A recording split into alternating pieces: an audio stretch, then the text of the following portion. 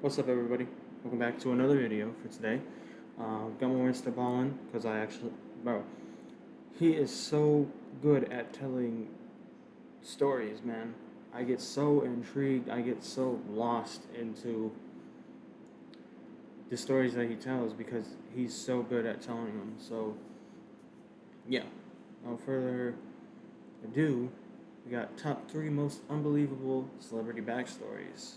If you guys do like this video, please give it a like, subscribe, go over to MrBallen's channel, like his video, subscribe to his channel, and yeah, let's get into this. Today, I'm going to share 3 little-known, ridiculous backstories of 3 very famous people.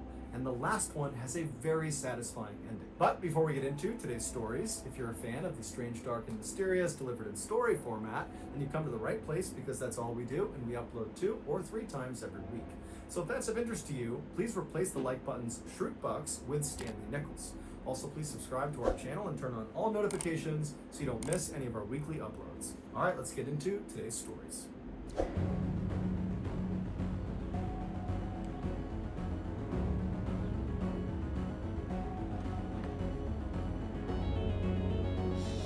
Skills. In 1971, a 19-year-old Irishman named William began studying physics and computer science at a university in Belfast, Northern Ireland. While he was certainly smart enough to complete the 4-year degree, after 1 year of being in this school, he decided to drop out because he felt like this was not the path he wanted to be on. So he moved back home to a town about 30 minutes north of Belfast, where he got a job as a forklift driver and truck driver for the Guinness Beer Factory. And while he loved this job, he still felt like this was not the path for him. He needed to do something more with his life. And so he decided he would pursue what 2 of his siblings had gone on to do, which was to become a school teacher. He had always admired his school teachers growing up, and he idolized his 2 siblings that had become teachers, and so it felt like the right fit. And so William applied to a 4-year teaching college in Newcastle in England, and after he was accepted, he flew to England, he got set up, and then he began his studies. The first year was great. He loved what he was doing. He did feel like this is the right fit, and he was getting good grades. Everything was going exactly to plan. But then year 2 happened, and everything went off the rails. A requirement to graduate from this 4-year teaching college was all the aspiring teachers, starting in their 2nd year, had to go teach real students real lessons. They basically had to go to high schools and elementary schools and fill in for the real teacher and give a real lesson. And they were scored on their ability to do that. But all the aspiring teachers knew When I was in school, I was very to myself. In other words, I'm not gonna say I'm socially awkward. I just keep myself away from like conversation in this. I just mind my own business. But yeah, fuck that, because when I was in school, some kids were loud as fuck sometimes, man. I'd just be sitting in the fucking corner like this.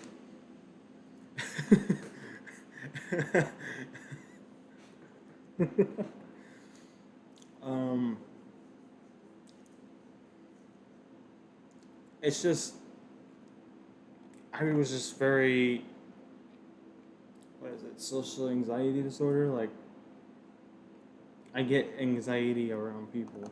So, yeah, fuck that. When you gave these real lessons to real students, what really ended up happening was the students did not take the aspiring teachers seriously. They viewed them as kind of like substitute teachers, and so they didn't respect them and they didn't listen to them. And so typically these real teaching sessions just turned into the aspiring teachers desperately trying to calm down their pupils long enough to get them to listen to their lesson plan for just 1 second. But normally it didn't work out, and before long the day was over and nothing was really accomplished. So in William's 2nd year, when it was his turn to Hold on, I'll be right back, y'all. Back. go over to a high school and administer his lesson plan, he went over there knowing what he was up against. He did not really expect it to go well. But he decided he would go in there with a positive attitude and he would try to do his best. But as soon as he walked into his classroom, he immediately could tell he was going to be overwhelmed. Everybody's standing up and talking amongst themselves, and they turn around and they see William walking in, and they have this moment of realization that their real teacher is not going to be teaching them that day. It's going to be this substitute, William, and they all kind of gleefully began laughing and joking, and they just turned their backs on William and kept talking amongst themselves. And so William goes inside, he puts his stuff on the desk, and he attempts to get the class to listen to him by saying, "Hey everyone, come on, sit down, time to listen up, I'm your new teacher for the day." But the kids just were not listening. And so finally, William, who was a really big guy, he was 6'4", he was in great shape, he kind of postured himself and then yelled at the class, "Sit down right now." And at this, the class did turn around and looked at William and kind of sized him up, and most of them decided, okay, it's time to sit down. And so 99% of the class goes quiet and sits down, except for one kid. It was this 15-year-old boy who was at the back of the room, and he was standing up, defiant, with his arms crossed, staring at William with a smirk on his face. And all around him, all his cronies were sitting down, looking up at him, laughing, and kind of looking up at William. And This is what I mean. Like, this is what I fucking hate, bro. Sit your ass down, bro. laughing at him. No. He's trying to help you in life. You just sitting there like, bitch, you.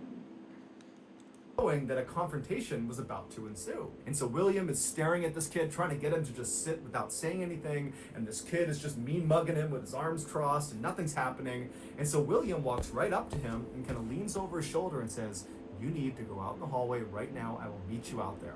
And then William turned around and started walking back towards the front of the room, expecting this to have worked, that this 15-year-old kid would have just followed right along and he'd walk right out to the hallway and that would be that. But when he turned back around again, the 15-year-old kid had not moved. He was still standing in the back of the classroom, arms crossed, staring What do you up mean, at William, monkey fam? basically saying, "Make me." And at this, William lost his mind. He was so mad and so frustrated at how unbelievably disrespectful this kid was being, and really the whole class was being to him, that he just kind of lost it. And It's this pause. Yeah, it's the parents' fault too. ran up to this kid in the back of the room, and he gets right up in his face. And remember, William is 6'4". He's a big guy, and he gets right in the kid's face, and he's like, "Get out in the hall right now!" And this kid doesn't flinch. Instead, he reaches into his pocket and pulls out a knife, and he holds it right up against William. And William, without any hesitation, just winds up and blasts this kid across the side of the head, sending him flying over a kid sitting at a desk. He goes flying over this kid and crumples into the corner. I don't agree with what he did, but the kid was being a bitch. And then when he stands up, he drops the knife and puts his hands up, and he's like, okay, I'll go out in the hall. And William's like, go out in the hall right now. And so the kid ran out of the classroom, he goes out. Does he have the right to do that though? Like, this kid pulled a knife on him. Does he have the right to defend himself, regardless of his age? The hall, and the whole class is totally silent. No one even wants to look up at William. They're all kind of just looking down at their desk, trying to be as quiet as possible. And William walks back to the front of the class and proceeds to teach the rest of the lesson. As soon as the high school learned that this aspiring teacher, William, had basically knocked out one of their students, even though it seemed like it might have been a little bit deserved, they immediately told the teacher's college, and the teacher's college immediately expelled William. And so now William is suddenly jobless, and he's kind of lost again in the world. He doesn't know what he wants to do now because he really had committed to being a teacher. And so he goes back to his home in Northern Ireland, and he begins thinking about, what is he going to do next? And he keeps having this thought that he should pursue this thing that he's always been interested in, but he had never taken seriously because it felt so risky. But now that basically everything in his life had fallen apart, he had nothing to lose. So he decided, what the heck, I will do the thing that I've always wanted to do, and that was stage acting. And so he went and auditioned with a local theater company in Belfast. He was accepted into the theater troupe, and then 4 years later, he was discovered performing on stage by a Hollywood filmmaker. And they cast him in a movie, and the rest, as they say, is history. William Neeson, better known as Liam Neeson, would go on to star in dozens of huge movies and TV shows, and he's probably best known for his epic role in the movie Taken, where he is this CIA operative with a particular set of skills, and in this movie, he punches a lot of people in the face. Wow. He went from punching a 15-year-old in the face to becoming one of the biggest actors in history. Just like when he was a teacher. Bro.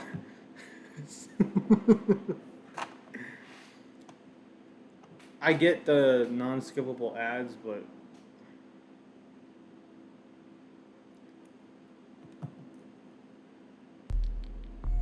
cowboy, In cowboy. 1963, when Tim Dick was just 10 years old, he went over to his friend's house and he snuck a bottle of whiskey from one of their shelves. He pulled it out and he poured himself a full glass to the brim with whiskey, and then he downed it in one huge gulp. Tim had grown up idolizing cowboys on TV, and every time he watched them, they would come galloping into some town, they would go into the saloon, and they would sit at the bar just throwing back shots of whiskey. And so Tim always assumed whiskey must be this totally amazing, refreshing drink for these guys to be drinking it out in the heat of the desert. But unfortunately for Tim, after he slugged this huge glass of whiskey, it was not refreshing. It tasted like gasoline, and his chest felt like it was on fire. But instead of being turned off by alcohol and waiting until he was older and of age to try it again, Tim instead thought, you know what? The next time I have whiskey, I just need to water it down a little bit. And so for the next year, Tim continued to periodically sneak whiskey out of his friends' cabinets, and he would drink this watered down whiskey. And then, when he turned 11 years old, his father, who he was very close with, died tragically in a car accident. And Tim really didn't have a good way to cope with the grief of losing his father, and so he turned to drinking even more than he already was. And before long, Tim was like this young kid who basically was an alcoholic. But he hid it extremely well. He graduated high school, he graduated college, and really nobody knew he was drinking as much as he was. But after he graduated college and he was living on his own in Michigan, there was no structure in place or person in place to stop Tim from going overboard with his substance abuse. And so not only did his drinking get completely out of control, but he began using and selling drugs, namely cocaine. In 1978, when Tim was 25 years old, he and his drug dealing partner were scheduled to take part in the biggest drug deal of their careers. They would be selling about 1.5 pounds of cocaine to a guy named Michael Pfeiffer, and he'd be buying it for $42,000, which, when you adjust that for inflation, would be like buying it for $175,000 in 2021. Tim and his partner were very excited about all this money they were going to make, but they were equally worried about the transaction. A lot can go wrong. And so Tim decided, in order to mitigate their nerves and kind of make this a safer drug deal,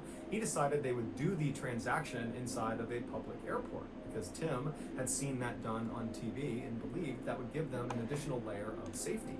It's TV, bro. They only do it for entertainment. And so on the day this deal is going to take place, Tim takes the 1.5 pounds of cocaine, he puts it inside of a brown Adidas gym bag, and he also throws a key lock inside of this bag. He zips it up, he walks outside, he dumps the bag in the back of his car, and he drives to the Kalamazoo International Airport in Michigan. When he gets there, he parks in the big parking lot right outside of the front doors, and as soon as he's parked, he goes around to the back of his car, he pulls out this brown Adidas bag, he throws it over his shoulder, shuts his trunk, and then he waits for his partner to show up. A couple of minutes later, right on time, his partner pulls into the lot, he parks nearby, and then the two of them very casually begin walking towards the front doors of this airport. They walk up the steps, they go in the front doors, and as soon as they're inside, they're looking around, and they find Michael Pfeiffer. He's standing up against the wall right in the area he had said he would be. And so without making any sort of contact with Michael, Tim and his partner turn the corner and they go into a nearby locker room. Once they're inside, Tim pulls the lock out of the brown bag, and then he puts the bag with the drugs in it inside of a locker. He shuts it and then uses the lock he just pulled out to lock the locker. And then he and his partner leave the locker room. As soon as they go out into the main terminal, they start walking over towards Michael Pfeiffer. And as they get closer and closer, Tim's partner breaks off and goes to a bench on the other side of the terminal, and Tim continues walking on right up to Michael. And then when he reaches Michael, he very discreetly hands him the key to the lock on the locker, and he tells him which locker number the drugs are in. Michael doesn't say anything, he takes the key and he heads off to the locker room. Tim turns and he goes over to his partner and he sits down on the bench and and waits. Meanwhile, Michael goes inside the locker room, he uses the key, he opens up the lock, he opens the locker up, he checks to make sure the drugs are still there. They are. As soon as that's confirmed, he takes the bag, he throws it over his shoulder, and he walks back out to the main terminal to meet up with Tim and his partner. Tim and his partner are sitting on the bench, they see Michael coming out of the locker room, and they're expecting Michael to walk over and basically hand them a bag full of $42,000. But instead, Michael walks up to them and draws a gun and points it at them and says, "I'm a police officer, you're under arrest." It would turn out this was a sting operation. Michael Pfeiffer, the undercover police officer, had been following around Tim and his partner for months. In Michigan at the time, if you were caught trying to sell 650 grams or more of cocaine, there was an automatic penalty of a life sentence. And Tim and his partner had just been arrested trying to sell more than 650 grams of cocaine. And so facing a life sentence, Tim took a deal that gave him a lesser sentence in exchange for information about other drug dealers. And so Tim would ultimately serve 2 years and 4 months in a federal penitentiary before he was released. Tim would say his time in prison was absolutely miserable, but it was necessary. It matured him in a major way, and it honed his sense of humor. Tim was always a very funny guy. He was always the class clown and the guy goofing around, but in prison, he found it a very difficult task to get these hardened prisoners and prison guards to laugh at his jokes. But eventually, with enough practice and repetition, he could get anybody in that prison to laugh at him. And so by the time he got out, he was like an amazing comedian. And so he decided, you know what, why don't I pursue a career in comedy? 4 years later, Tim Dick, better known as Tim Allen, landed the starring role on the hit TV show Home Improvement. And from there, he starred in dozens more movies and TV shows, but he's probably best known for his voice acting in the very popular movie series Toy Story, where he plays Buzz Lightyear. Today, Tim is sober and has been for decades. Bro, what, bro? Bro, some of these are surprising, bro. I didn't know those two. I probably won't know this one. I didn't know those two. Jesus Christ, bro. This man looked like a guy who would never fucking do that shit. Like, jeez, bro. Accidental In superstar. 1964, during his final semester of college in Wisconsin, a 21-year-old man named Harry decided to take an acting class. He believed it would be an easy A, and he'd always been pretty shy, and so he figured this class might be able to help him get over that. But this class wound up having a much larger impact on Harry's life than he ever could have imagined. Not only did he meet his future wife in this class, but he also realized he loved acting, something he never thought he would like. And he decided after college that that was the thing he was going to pursue. And so after he graduates later that year, he and his girlfriend get married, and then they fly out to Hollywood, California, where Harry auditions for Columbia Pictures' New Talent Program, which is basically this program that's designed to help new actors and actresses get parts in Hollywood because it's so hard to do that. And so he's accepted into this program, he signs a contract with them that pays him almost nothing. And right away, they start shopping him around for different parts in TV shows and movies, but nobody is interested in Harry. Nobody. The only roles he was getting were incredibly minor and usually non-speaking, and so it was really not advancing his career. Then, in 1966, so 2 years after he and his wife had arrived in Hollywood, Harry received what seemed like his first big break. He was offered a speaking role in a movie. Although it was a very minor role, it was a 60-second bit where Harry basically walked on screen in this hotel and he started calling out for a particular guest. And when he finds this guest, he walks up and gives him a piece of paper and then he leaves. So it's a forgettable scene, but it's a real scene in a real movie. So this was a big deal for Harry. And so after Harry goes over to the studio and he films this whole scene and it's all done, he goes back over to the headquarters of the New Talent Program at Columbia Pictures. And as soon as he goes inside, one of the producers that was in charge of this New Talent Program, who had apparently had a chance already to see this 60-second scene in this movie that Harry was in, he calls Harry over and asks him to go up to his office for a second. So the pair go up to his office, they both sit down, and the guy looks at him and says, "Look, I just gotta shoot you straight here. You're not gonna make it in Hollywood. You're not gonna be a movie star." When Tony Curtis was told to carry groceries across this room in one of his first movies, everybody knew right away as he's carrying those groceries that guy, he's going to be a movie star. You could see it in the scene, even though all he was doing was carrying groceries. And when you did your scene as the bellhop walking around the hotel, I just didn't see it. You don't have the X factor. You're not going to be a movie star. For reference, Tony Curtis, the guy this producer was referencing, was a huge movie star in the 1950s and 1960s. And so Harry, after getting this horrible comment made about him, he pauses for a second, and then he leans across the table and looks at this producer and squints his eyes and says, you know, if Tony was such a good actor, shouldn't we have believed he was just a grocery delivery boy, not a movie star? And at this totally smart aleck remark, the producer fired Harry on the spot. Harry would go on to sign a similar new talent program deal with Universal Studios, but again... I'm sorry, I'll be right back. Alright, I'm back. But yeah, that was a good comment that he made. Could not get a real... This one. The producer fired Harry on the This spot. one. Harry would go on to sign a similar... He was just a grocery delivery boy, not a movie star. And at this totally smart aleck remark, the producer fired Harry on the spot. Harry would go on... it is a smart ass remark, but isn't it facts though? Sign a similar new talent program deal with Universal Studios, but again, he could not get a real part to save his life. And the feedback he finally got was, Harry, you're just not pretty enough, and you're not really that talented. By the mid-1970s, Harry was in his mid-30s. That's the other thing I hate so much. Is, oh, you're not good looking, or, oh, you're not this, or you're not that. But it's like, why aren't you in a movie then? The fuck? And while he still aspired to be an actor and wanted to be an actor, he was making almost no money from acting. And so he decided, instead of acting, he was going to become a carpenter. That was going to be his full-time job, despite the fact he knew nothing about carpentry. And so he literally, just because he has this interest in carpentry, goes to the library and checks out all these how to be a carpenter books. And over the next couple of weeks, he studies these books and does a couple projects around his own house. And then finally, he just felt confident enough, or he was just desperate enough for money, that he began going around to his network and asking people in Hollywood if they needed some woodworking, if they needed help from a carpenter. And surprisingly, lots of people took him up on his offer and they hired him to be their carpenter. And before long, Harry was dubbed the Carpenter to the Stars, which was kind of ironic because he actually was not a very good carpenter, and he was regularly seen on the job, literally holding a book, teaching him how to be a carpenter while doing the carpentry with his other hand.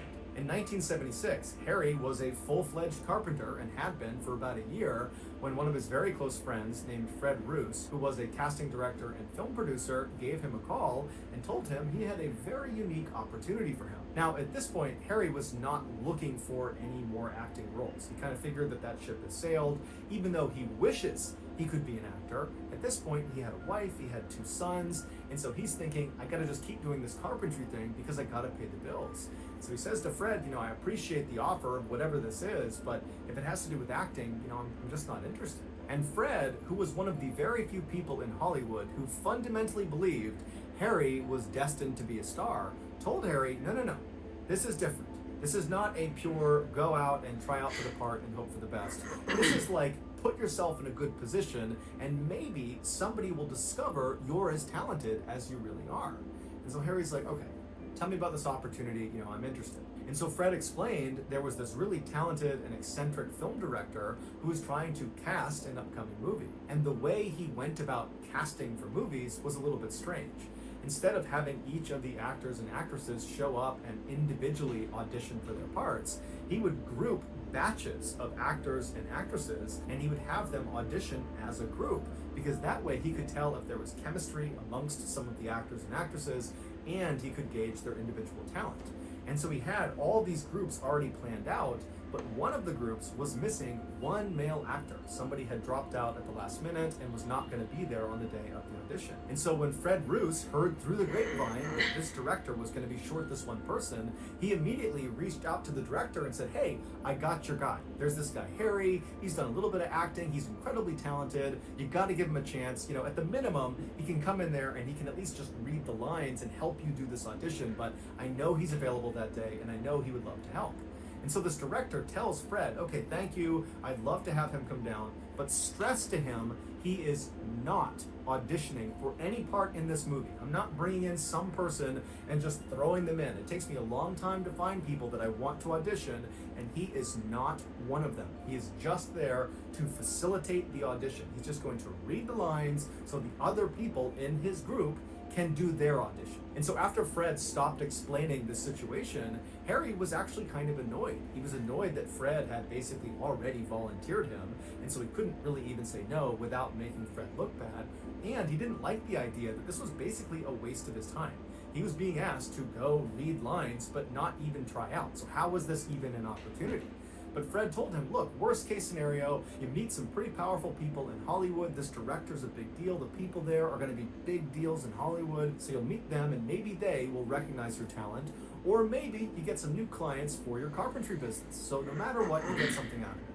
So finally, Harry says, okay, fine, I'll go do this thing. And so Harry goes to this audition, handed the script, and he's reminded repeatedly to not attempt to audition. Don't try to act, just read the lines. I don't care if you're monotone, you just read these lines because you're not auditioning. Everybody else is, Okay. You're not. Is that clear? And Harry's like, yes, I get it. I'm just reading the lines. And so Harry sits down and he starts reading the lines, and he's trying to do what they told him to do, but the way he was actually feeling and his actual personality began seeping through. He started coming off as this really grumpy and sarcastic guy that just didn't care about anybody there. He was just totally bitter that he was in the situation he was in. And apparently, this is exactly what the director was looking for in one of the characters he was trying to cast. That kind of nonchalant, bravado, macho, alpha type guy who just didn't care about anybody. And so over the course of the day, as he's reading the script over and over again, not caring at all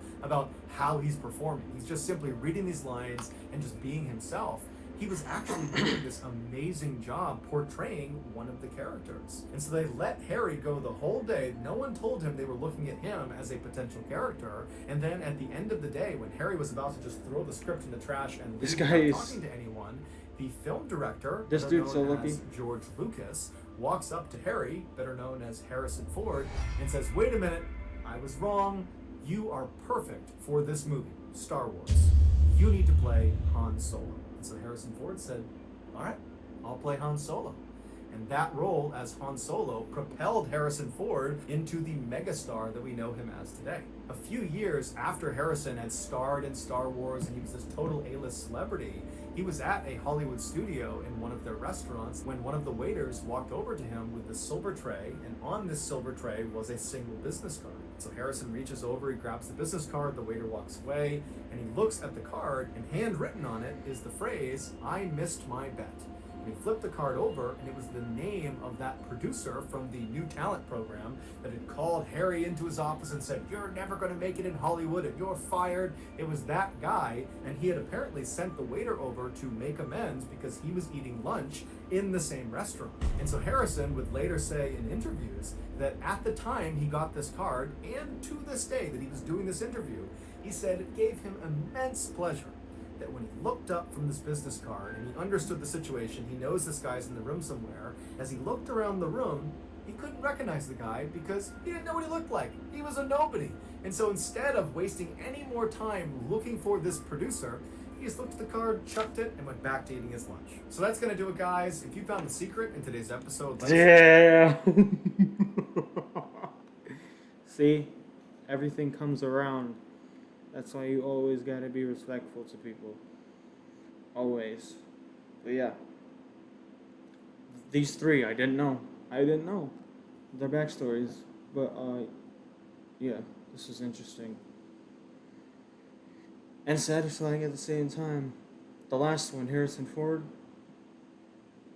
Someone was telling him, oh, you're never gonna make it, this, that. Like, no, bro.